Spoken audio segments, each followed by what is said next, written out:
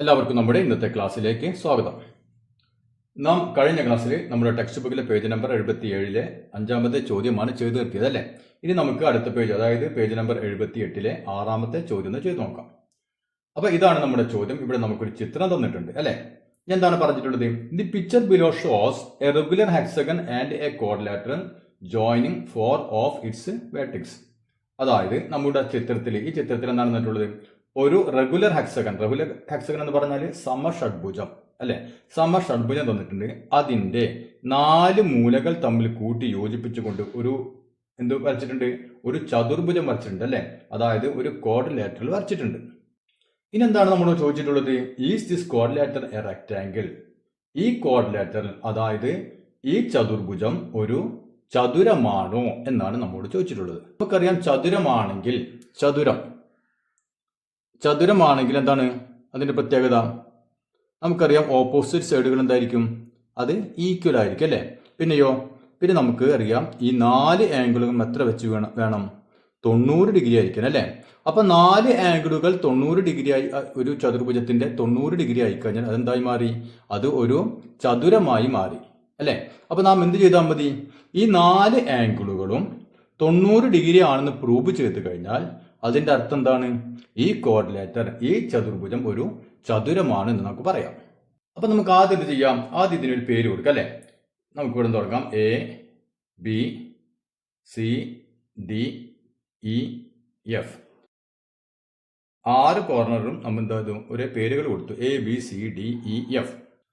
ഇനി നാം എന്താണ് പ്രൂവ് ചെയ്യാൻ പോകുന്നത്?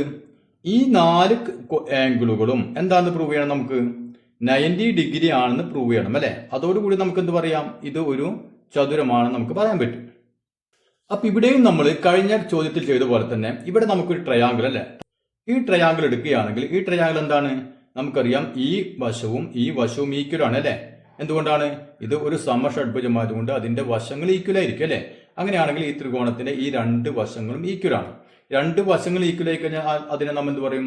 സമപാർശ്വ ത്രികോണം എന്ന് പറയും അല്ലെ. ഐസോസെലസ് ട്രയാങ്കിൾ എന്ന് പറയും.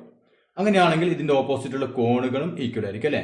അതായത് ഇതിന് ഓപ്പോസിറ്റുള്ള കോൺ ഈ കോൺ, ഇതിന് ഓപ്പോസിറ്റുള്ള കോൺ ഇത്. നമുക്ക് കഴിഞ്ഞ ചോദ്യത്തിൽ ചെയ്തതാണ് അല്ലെ. ഇത് രണ്ടും ഈക്വൽ ആയിരിക്കും. അങ്ങനെയാണെങ്കിൽ ഈ കോണിന്റെ അളവ് നമുക്ക് കണ്ടുപിടിക്കാൻ പറ്റും അല്ലെ. അത് ഉപയോഗിച്ചുകൊണ്ട് നമുക്ക് ഈ ആംഗിൾ എത്രയാണെന്ന് കണ്ടുപിടിക്കാം. അപ്പൊ അത് കണ്ടുപിടിക്കണമെങ്കിൽ നമുക്ക് ഈ ആംഗിൾ എത്രയാണെന്ന് കിട്ടണം അല്ലെ. നമുക്കറിയാം ഒരു സമഷഡ്ഭുജമാണ്. അപ്പൊ ഈ സമഷഡ്ഭുജത്തിലെ ഓരോ ആംഗിളും എത്ര വെച്ചിട്ടുണ്ടായിരിക്കും? നാം കഴിഞ്ഞ ചോദ്യത്തിൽ ചെയ്തിരുന്നു അല്ലെ. എത്ര ഡിഗ്രി ആയിരിക്കും? 120 ഡിഗ്രി അല്ലെ. 120 ഡിഗ്രി അല്ലെ. അപ്പൊ ഈ ആംഗിൾ 120, ഇത് രണ്ടും ഈക്വൽ ആണെങ്കിൽ ഇത് രണ്ടും എത്ര വീതം ഉണ്ടായിരിക്കും? മൊത്തം 180, 120 കുറച്ച് കഴിഞ്ഞാൽ 60 ഡിഗ്രി അല്ലെ. അപ്പൊ 60-ൽ നിന്ന് ഇത് 30, ഇത് 30 അല്ലെ. ഓക്കെ. അപ്പൊ നമുക്ക് ആദ്യം ഇത്തരം കാര്യങ്ങൾ എഴുതാം.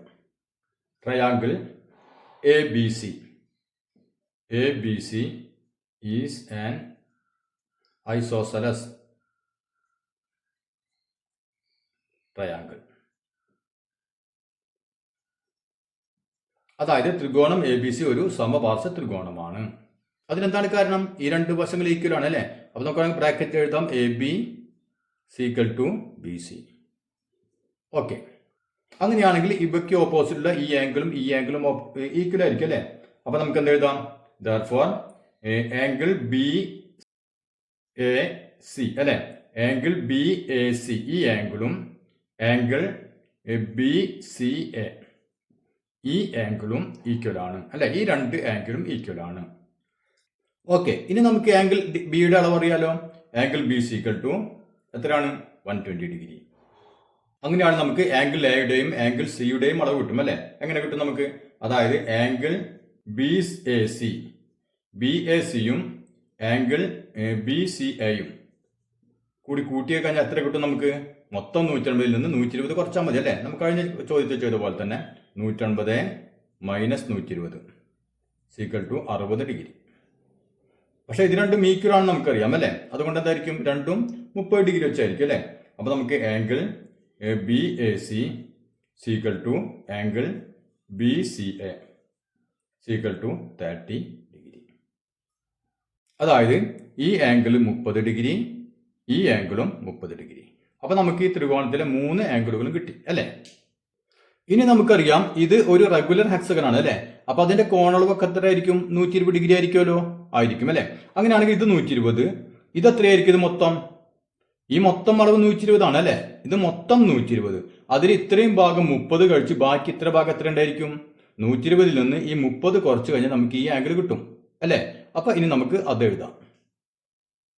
Angle FAC equal to 120 minus 30 degree equal to 90 degree. അതായത് FAC എന്ന് പറഞ്ഞത് മൊത്തം 120, അതിൽ നിന്ന് 30 കുറച്ച് കഴിഞ്ഞാൽ നമുക്ക് ഈ ആംഗിൾ കിട്ടി, 90 ഡിഗ്രി കിട്ടി അല്ലെ. അതേപോലെ നമുക്ക് ഇത് കിട്ടുമല്ലോ, ആംഗിൾ DCA, ഈ ആംഗിൾ അതുപോലെ കിട്ടും അല്ലെ. അപ്പൊ നമുക്ക് അത് എഴുതാം. ആംഗിൾ DCA ഈക്വൽ ടു, അതും മൊത്തം 120 ഡിഗ്രിയാണ്, അതിൽ നിന്ന് 30 ഡിഗ്രി കുറച്ച് കഴിഞ്ഞാൽ 90 ഡിഗ്രി എന്ന് കിട്ടി, ഈ ആംഗിൾ കിട്ടി അല്ല. അപ്പൊ ഇത് 90, ഇത് 90. ഇനി ഇതേപോലെ തന്നെ നമുക്ക് അപ്പുറത്ത് പോയി കഴിഞ്ഞാൽ നമുക്കറിയാം ഇത് റെഗുലർ ഹെക്സന്റെ സൈഡുകളാണ് അല്ലെ. അപ്പൊ ഇത് രണ്ടും ഈക്വൽ ആണ് അല്ലെ. ഇത് നമുക്കറിയാം എത്രയാണ്? 120 ഡിഗ്രി ആണ്. അങ്ങനെയാണെങ്കിൽ ഈ രണ്ട് ചെറിയ ആംഗിൾ എത്ര വരും? 30 ഡിഗ്രി വെച്ച് വരും അല്ലെ. ഇത് 30, ഇത് 30.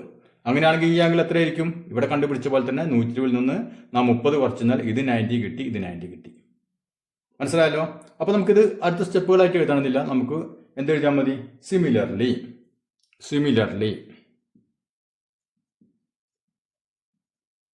അതുപോലെ എന്തെന്ന് എഴുതാം? നമുക്ക് ഈ ട്രയാങ്കിൾ എടുക്കാം. നമുക്ക് ഇനി ട്രയാങ്കിൾ DEF, ട്രയാങ്കിൾ DEF ഈ ആംഗിൾ അല്ലെ, അതായത് ആംഗിൾ EFD. അപ്പൊ ആംഗിൾ EFD ഏതിന് ഈക്വൽ ആയിരിക്കും? EFD, ഈ ആംഗിൾ ഏതിന് ഈക്വൽ ആയിരിക്കും? ആംഗിൾ EDF, ഈ ആംഗിളിന് ഈക്വൽ ആയിരിക്കും. ആംഗിൾ EDF അത് എത്ര ഡിഗ്രി വെച്ചായിരിക്കും? 30 ഡിഗ്രി വെച്ച് ആയിരിക്കും. ഇതേപോലെ തന്നെ. മനസ്സിലായല്ലോ. ഓക്കെ. അങ്ങനെയാണെങ്കിൽ ഈ ആംഗിൾ എത്ര ഉണ്ടായിരിക്കും? ഈ ആംഗിൾ നമുക്കറിയാം മൊത്തം 120 ഡിഗ്രി അല്ലെ. 120 ഡിഗ്രിയിൽ നിന്ന് 30 കുറച്ചാൽ മതി അല്ലെ. അപ്പൊ നമുക്ക് ഈ ആംഗിൾ കിട്ടും. അതായത് angle AFD, angle AFD equal to മൊത്തം 120, 120യിൽ നിന്ന് എത്ര കുറച്ചാൽ മതി? 30 ഈക്വൽ ടു 90 ഡിഗ്രി. അതുപോലെ ആംഗിൾ, ഇപ്പൊ നമ്മൾ ഈ ആംഗിൾ ആണ് പറഞ്ഞത് അല്ലെ. ഈ ആംഗിൾ എത്ര വരും? അതായത് ആംഗിൾ CDF, ഈ ആംഗിൾ അല്ലെ. ആംഗിൾ CDF അതും ഇതുപോലെ മൊത്തം 120 ഡിഗ്രി, അതിൽ നിന്ന് ചെറിയ ആംഗിൾ 30 ഡിഗ്രി കുറച്ച് കഴിഞ്ഞാൽ നമുക്ക് എത്ര കിട്ടും? 90 ഡിഗ്രി കിട്ടും. ഇപ്പൊ നമുക്ക് നോക്കിയാൽ ഈ 4 ആംഗിളും ഇത് 90, ഇത് 90, ഇത് 90, ഇത് 90 അല്ലെ. അപ്പൊ നമുക്ക് ഒരു ചതുർഭുജത്തില്, അതായത് ഒരു ക്വാഡ്രിലാറ്ററിലെ 4 ആംഗിളുകളും 90 ഡിഗ്രി ആയി കഴിഞ്ഞാൽ എന്തായിരിക്കും? അത് ഒരു റെക്ടാംഗിൾ ആയിരിക്കും അല്ലെ, ഒരു ചതുരമായിരിക്കും. അപ്പൊ നമുക്ക് ഇവിടെ 90 ഡിഗ്രി കിട്ടി, ഇത് 90 ഡിഗ്രി, ഈ ആംഗിൾ 90 ഡിഗ്രി, ഈ ആംഗിൾ 90 ഡിഗ്രി. അപ്പൊ നമുക്ക് എന്ത് എഴുതാം?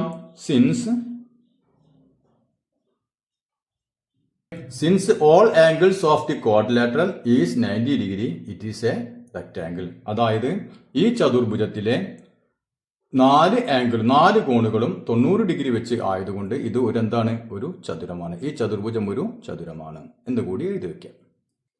അപ്പൊ ഇത് മനസ്സിലായല്ലോ. ഓക്കെ. ഇനി നമുക്കതിലെ 7ാമത്തെ ചോദ്യം ഒന്ന് ചെയ്തു നോക്കാം. അപ്പൊ എന്താണ് നമ്മുടെ 7ാമത്തെ ചോദ്യം?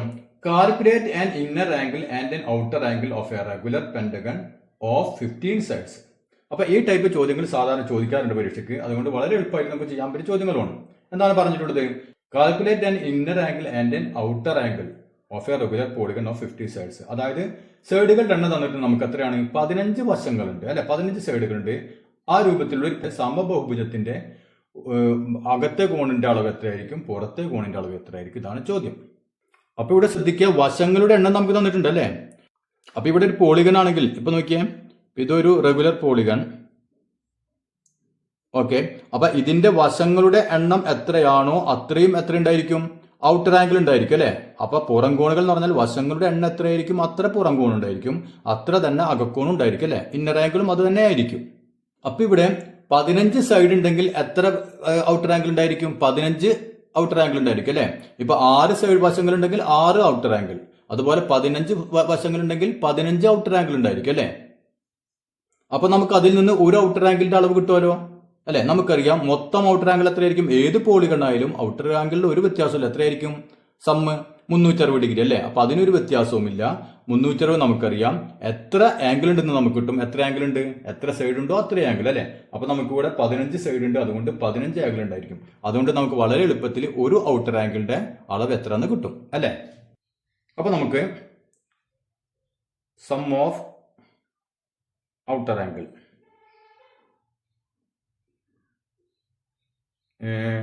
ഓഫ് എ പോളിഗൺ,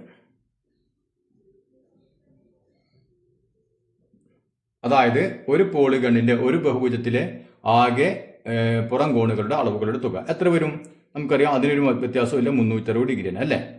ഇനി എത്ര ഔട്ടർ ആംഗിൾ ഉണ്ട്, അപ്പൊ അത് എഴുതാം നമ്പർ ഓഫ് ഔട്ടർ ആംഗിൾസ്, അതായത് പുറം കോണുകളുടെ എണ്ണം എത്ര ഉണ്ട്, 15 വശമുണ്ട്, അതുകൊണ്ട് 15 ഔട്ടർ ആംഗിൾ ഉണ്ടായിരിക്കും അല്ലേ. അപ്പൊ 15. അങ്ങനെയാണെങ്കിൽ ഒരു ഔട്ടർ ആംഗിൾ എത്രയായിരിക്കും, 1 ഔട്ടർ ആംഗിൾ.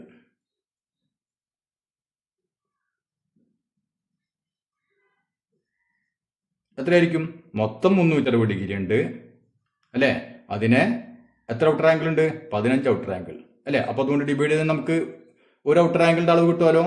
സീക്വൽ ടു നമുക്ക് ഹരിച്ചു നോക്കാം, 360 ഹരിക്കണം 15 അല്ലേ. ഇവിടെ 36 എത്ര 15 ഉണ്ട്, 2 15 അല്ലേ. 2 × 15 30, ബാക്കി എത്ര വരും, 60. 60 എത്ര 15 ഉണ്ട്, 4 അല്ലേ. 4 × 15 60, 4 60. ഓക്കെ, അപ്പൊ നമുക്ക് 24 കിട്ടി അല്ലേ. അപ്പൊ ഒരു ഔട്ടർ ആംഗിൾ എത്രയായിരിക്കും, 24 ഡിഗ്രി ആയിരിക്കും ഒരു ഔട്ടർ ആംഗിൾ. അപ്പൊ ഔട്ടർ ആംഗിളിന്റെ അളവ് നമുക്ക് കിട്ടിയില്ലേ അല്ലേ. അതായത് ഇപ്പൊ നോക്കിയാൽ ഇതാണെങ്കിൽ, ഇതിപ്പോ ഒരു എക്സാമ്പിൾ ഞാനിപ്പോൾ 6 വശങ്ങൾ വരച്ചാണ്. ഇനി 15 20 എത്ര വശങ്ങൾ ആയിക്കോട്ടെ. അതായത് ഈ ഔട്ടർ ആംഗിളിന്റെ അളവ് നമുക്ക് എത്ര കിട്ടി, 24 ഡിഗ്രിന്ന് കിട്ടി അല്ലേ. ഇനി നമ്മോട് ചോദിച്ചിട്ടുള്ളത് ഇന്നർ ആംഗിളിന്റെ അളവ് എത്രയായിരിക്കും അല്ലേ.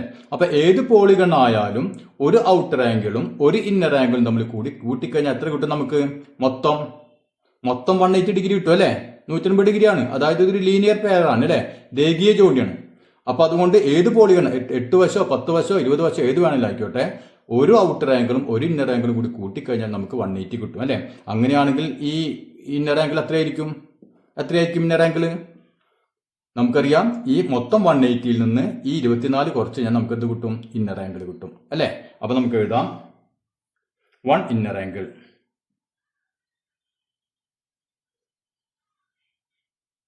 അപ്പൊ ഈ രൂപത്തിൽ ചോദ്യം വളരെ എളുപ്പത്തിൽ ചെയ്യാൻ പറ്റിയ ചോദ്യമാണ്. ഇന്നർ ആംഗിൾ എത്ര വരും, മൊത്തം 180. 180ൽ എത്ര കുറച്ചാൽ മതി, 24 ഡിഗ്രി കുറച്ചാൽ മതി. കിട്ടും എത്ര വരും, 6 5 അല്ലേ. അപ്പൊ 156 ഡിഗ്രി. അപ്പൊ അത് മനസ്സിലായില്ലേ. ഓക്കെ, ഇനി നമുക്ക് 8ാമത് ചോദ്യം ഒന്ന് ചെയ്തു നോക്കാം. എന്താണ് ചോദ്യം, an outer angle of a regular polygon is 20 degree. How many sides does it have? അതായത് ഒരു സമബഹുഭുജം അതിന്റെ ഒരു ഔട്ടർ ആംഗിൾ അല്ലെ, ഔട്ടർ ആംഗിളിന്റെ അളവ് നമുക്ക് തന്നിട്ടുണ്ട്. എത്ര ഡിഗ്രിയാണ്, 20 ഡിഗ്രി. അങ്ങനെയാണെങ്കിൽ അതിന് എത്ര സൈഡുകൾ ഉണ്ടായിരിക്കും എന്നാണ് ചോദ്യം അല്ലെ. അപ്പൊ വളരെ എളുപ്പത്തിലുള്ള ചോദ്യങ്ങളാണ്. അപ്പൊ നോക്കിയാൽ ഇതാണെന്ന് വിചാരിക്കുക, ഇതിന്റെ വശങ്ങൾ എത്ര ആയിക്കോട്ടെ, ഇതേ രൂപത്തിലുള്ള ഒരു പോളിഗൺ അല്ലെ. അതിന്റെ ഔട്ടർ ആംഗിൾ നമുക്ക് തന്നിട്ടുണ്ട്, എത്രയാണ്, 20 ഡിഗ്രിയാണ്. ഓക്കെ, അങ്ങനെയാണെങ്കിൽ ഇതിന് എത്ര വശങ്ങൾ ഉണ്ടെന്നാണ് ചോദിച്ചിട്ടുള്ളത് അല്ലേ. ഓക്കെ, അപ്പൊ നമുക്ക് നോക്കിയാൽ ഇത് ഒരു ഔട്ടർ ആംഗിൾ ആണ്. അങ്ങനെയാണെങ്കിൽ മൊത്തം 360 സം ഓഫ് ഔട്ടർ ആംഗിൾ അല്ലെ. അതിനെ നമ്മൾ 20 കൊണ്ട് ഡിവൈഡ് ചെയ്ത് കഴിഞ്ഞാൽ നമുക്ക് ഇവിടെ എത്ര എന്തുണ്ടെന്ന് കിട്ടും, എത്ര ഔട്ടർ ആംഗിൾ ഉണ്ടെന്ന് കിട്ടും അല്ലെ. അത് തന്നെയല്ലേ നമ്മുടെ സൈഡുകളുടെ എണ്ണം, അതായത് സം ഓഫ് ഔട്ടർ ആംഗിൾ.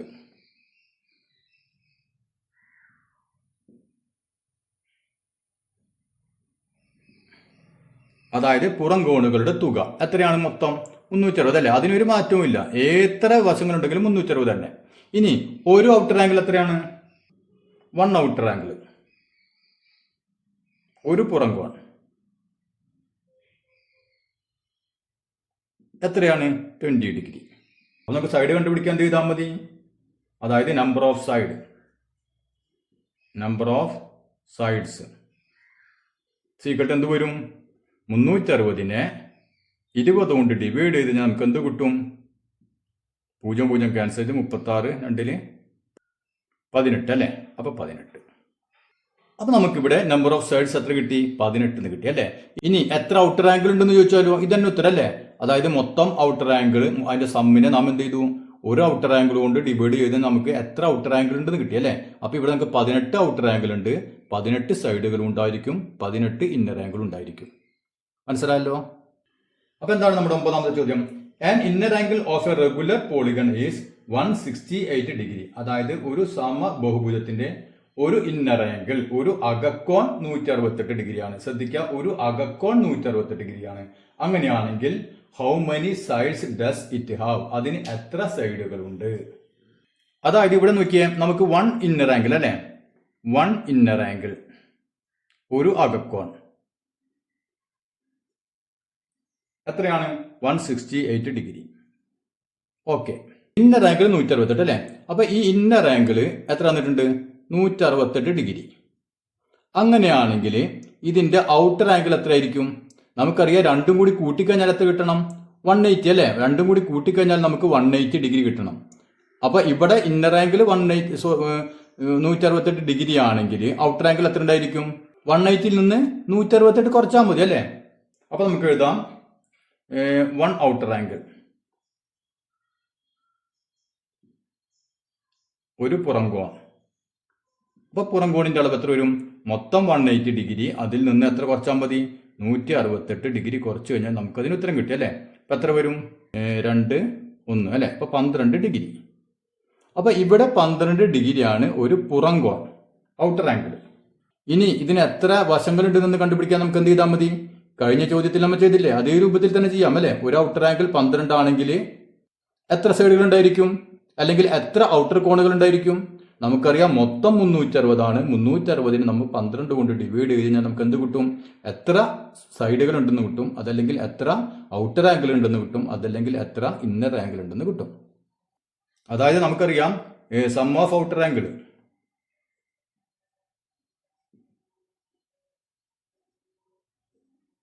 അതായത് പുറംകോണുകളുടെ തുക എത്രയാണ്? 360 ഡിഗ്രിയാണ് അല്ലേ. അതിൽ ഒരെണ്ണം 12 ഡിഗ്രി ഉണ്ട്. അങ്ങനെയാണെങ്കിൽ നമ്പർ ഓഫ് സൈഡ്സ് എത്ര വരും? മൊത്തം 360 ഡിഗ്രി, അതിനെന്ത് ചെയ്താൽ മതി? 12 ഡിഗ്രിയാണ് അല്ലേ. ഒരു പുറംകോൺ 12 കൊണ്ട് ഡിവൈഡ് ചെയ്തു. അപ്പൊ എത്ര കിട്ടും നമുക്ക്? 36 നമ്മൾ 12 കൊണ്ട് ഡിവൈഡ് ചെയ്താൽ 3 അല്ലേ. 3 × 12 36, പിന്നെ ഒരു 0 30. അപ്പൊ നമുക്ക് എത്ര കിട്ടി? എത്ര സൈഡുകളുണ്ട്? 30 സൈഡുകൾ ഉണ്ടായിരിക്കും. ഇനി എത്ര ഔട്ടർ ആംഗിൾ ഉണ്ടെന്ന് ചോദിച്ചാൽ എന്തായിരിക്കും ഉത്തരം? 30 തന്നെ അല്ലെ. ഇനി എത്ര ഇന്നർ ആംഗിൾ ഉണ്ടെന്ന് ചോദിച്ചാൽ എത്രയായിരിക്കും ഉത്തരം? 30 തന്നെ. മനസ്സിലായല്ലോ. അപ്പൊ ഇതോടുകൂടി നമ്മുടെ ഈ ചാപ്റ്റർ അവസാനിച്ചു. അപ്പൊ എന്തായാലും നമ്മുടെ ക്ലാസ്സുകളൊക്കെ നിങ്ങൾക്ക് മനസ്സിലാവുന്നുണ്ട് എന്നാണ് എൻ്റെ വിശ്വാസം. എന്തായാലും നിങ്ങളുടെ സംശയങ്ങളും അതുപോലെ തന്നെ നിങ്ങളുടെ അഭിപ്രായങ്ങളൊക്കെ കമന്റ്സിൽ ഇടാൻ മറക്കണ്ട. നമ്മുടെ ക്ലാസ്സുകൾ ഇഷ്ടപ്പെടുകയാണെങ്കിൽ അത് നിങ്ങളുടെ ഫ്രണ്ട്സിലൊക്കെ ഒന്ന് ഷെയർ ചെയ്ത് കൊടുക്കുക. അതുപോലെ തന്നെ സബ്സ്ക്രൈബ് ചെയ്യാത്തവരുണ്ടെങ്കിൽ ഒന്ന് സബ്സ്ക്രൈബ് ചെയ്ത് കാണുകയും ചെയ്യുക. ഇനി നമുക്ക് അടുത്ത ചാപ്റ്ററുമായി അടുത്ത ക്ലാസ്സിൽ കാണാം.